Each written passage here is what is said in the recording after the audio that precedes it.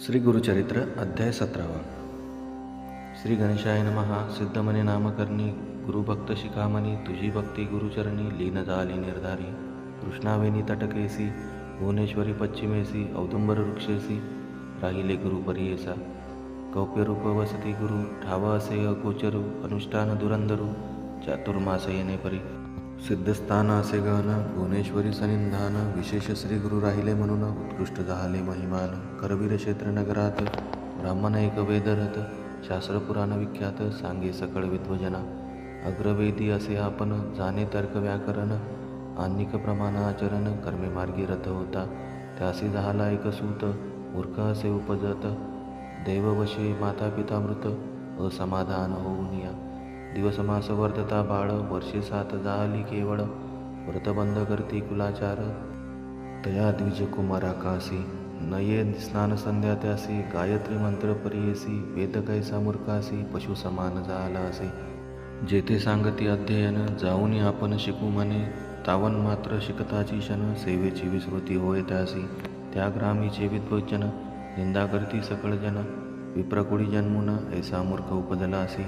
ज्यासी नाही सहोदर त्यासी विद्या बंधू भ्रातर, सकळी का वंद्य होय नर।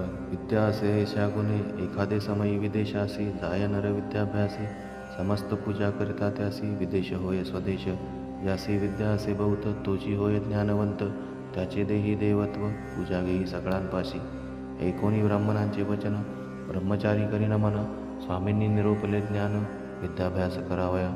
जन्मांतरी पूर्वी आपण केले नाही विद्यादान, न ये विद्या याची कारण त्यासी काय करणे म्हणतसे। ऐसा आपण दोषी उद्धारावे कृपेसी, जरी असेल उपाय यासी निरोपावे दातारा। परिसोनी ते ब्राह्मण सांगिताती हासून, होईल पुढे तुझ जनन तदित येईल तुझ विद्या। ऐसे नाना परी निचोत्तरेसी बोलती तुझे लोक त्यासी, वैराग्य धरुणी मानसी निघाला बाळ अरण्यासी। मनी झाला खेद खिन्ने म्हणे तेजेन आपुला प्राण, समस्त करती दूषण काय उपयोग वासुनिया।